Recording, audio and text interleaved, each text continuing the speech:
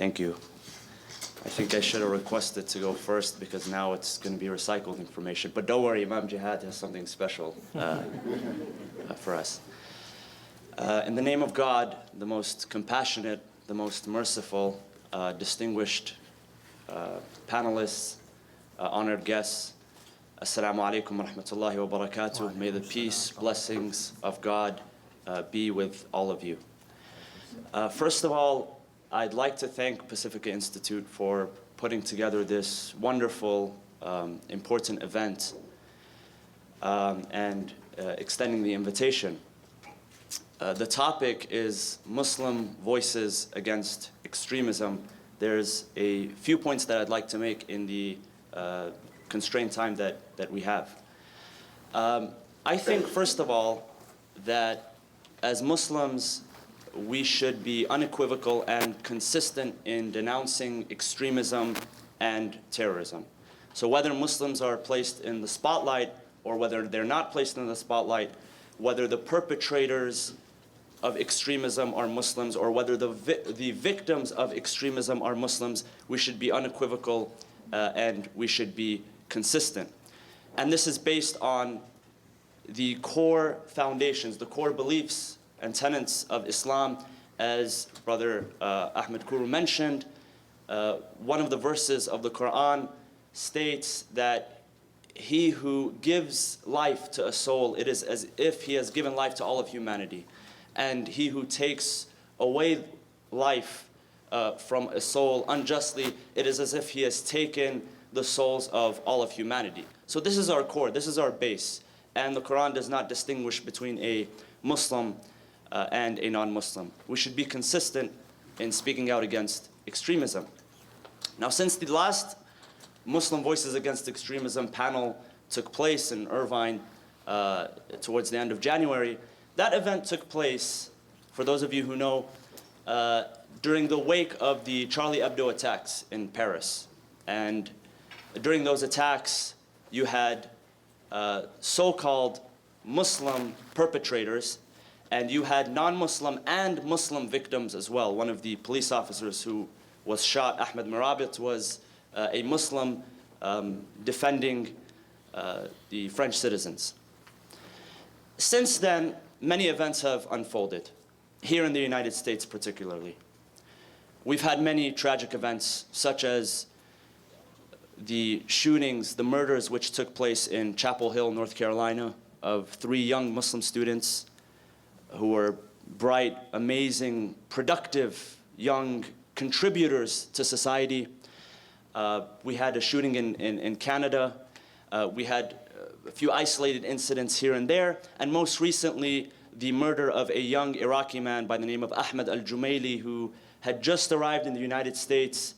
It had been maybe about a month that he was married, and he was taking pictures of snow outside of his home in Dallas, Texas, and he was shot and killed. So our situation is constantly evolving. It shows us that you can have Muslim or so-called Muslim perpetrators, and you can have Muslim victims as well. You can have so-called Christian perpetrators, and you can have Christian victims as well. So that means that we have to be, not only as Muslims, but as human beings, unequivocal and consistent in our condemnation of extremism and terrorism. One concern that some Westerners may have is that why are Muslims not speaking out against extremism? Why are they not speaking out against terrorism? Why are they not denouncing the atrocities that ISIS or ISIL or Daesh or whatever they want to call themselves, that they're committing? Why is that not being denounced? Well, I can tell you this, out of my experience in serving in Muslim communities, that some Muslims here in the West also have that same concern when it comes to Muslim lives being taken by so-called Christians or non-Muslims. They have that same concern, is that why don't we hear enough? The answer is that people are speaking out. Muslims are speaking out against these so-called Muslim extremists, and non-Muslims, Christians, are speaking out against people who perpetrate crimes in their name as well. We cannot be selective about what we want to hear. We have to be open listeners. This is one point. The second point is that if we want to reach a conclusion, a solution, we have to tackle the issue at its source. In regards to the Middle East, in the Middle East, there are economic, social, political, and sectarian grievances and concerns. Some of these are legitimate concerns, and some of them are unfortunately masked by what seems to be piety and religiosity. I'll give you an example. One legitimate political and social concern, and these concerns, by the way, they always lead to extreme circumstances. So if you look at Egypt, in 2011, the revolution which took place against the government of Hosni Mubarak, the problem there, the main problem, was that you had unemployment, people could not get married, they could not create families, there was joblessness, there was poverty, and that led to an extreme circumstance which eventually led to the revolution. So these are legitimate concerns which exist. On the other hand, you have other social and political grievances which are legitimate in themselves, but eventually they get tangled up in religious fervor and they become hijacked by what seems to be religiosity. An example of this is what is happening in Iraq today.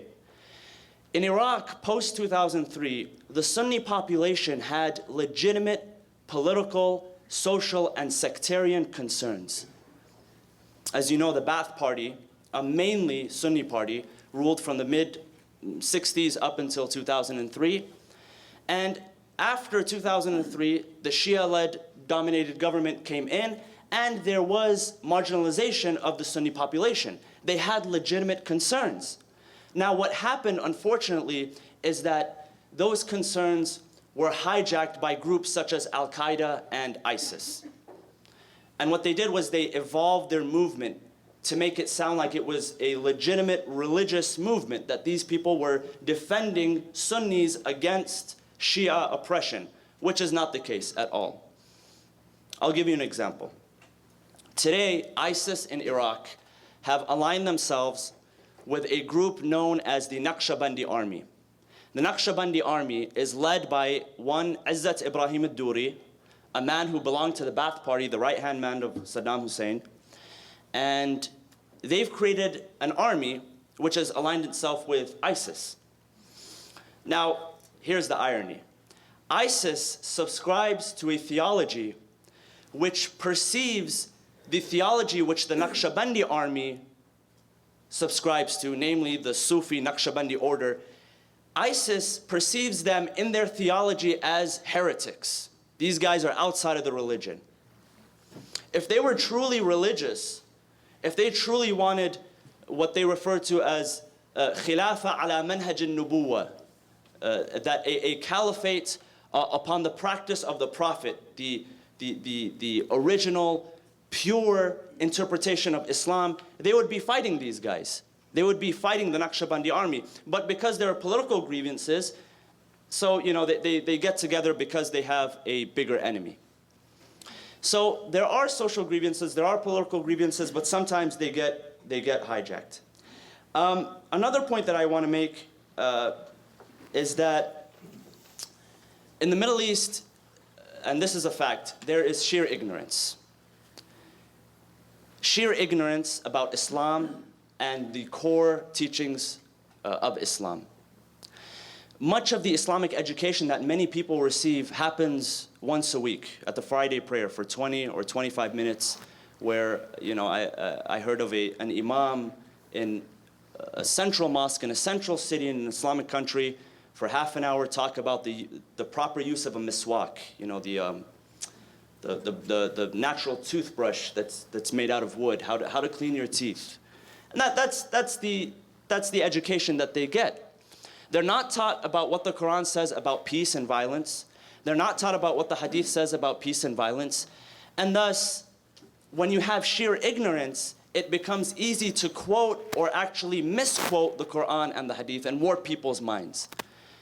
you may have heard a few months ago or a few weeks ago, there was a couple of Westerners, young Western youth who went to join ISIS in Syria and Iraq, and they were completely ignorant. So what did they do?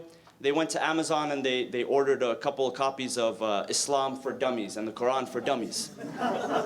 True story. That's because there's sheer ignorance. So that's another issue that needs to be tackled. And this ignorance, I believe, it could be unintentional and it could be intentional. I believe that the governments, and this happens especially with dictatorships in the Middle East, it serves their interests when their population, their people are ignorant people. Okay, I'm gonna wrap up in 1 minute. So I believe that in addition to these points, that as Muslims, what is our responsibility as Muslims? Muslims must be progressive, we must be forward thinkers, and that entails that we are critical of our own tradition. Now, any tradition, whether it is based on the Old or New Testaments or based on the Quran or the Hadith corpus, any of that has problematic elements. And sometimes we criticize the problematic elements in another faith without removing the plank from our own eyes. As Muslims, we should engage in self-criticism. And the reason why is because when ISIS committed a certain atrocity last month, they took a Jordanian pilot, Mu'ad al-Kasasba. They had shot down his plane. He had landed in their areas or whatever. They had put him in a cage and they burned him alive, and they videotaped that. Now, I saw a Snapchat just of that video where they had taken a quote, a certain quote from a medieval Islamic scholar, which seems to support this kind of behavior. Now, needless to say, it was totally taken out of context. It was misunderstood, but the average American or Western non-Muslim, or even the average Muslim, won't be able to tell the difference between what is true, genuine Islam or what is not genuine Islam. And one of the solutions to that is that we become self-critical and we filter out problematic parts of the tradition in a very professional and academic manner. I hope I was able to address some of the concerns, and I think I went a few minutes over my time, but thank you.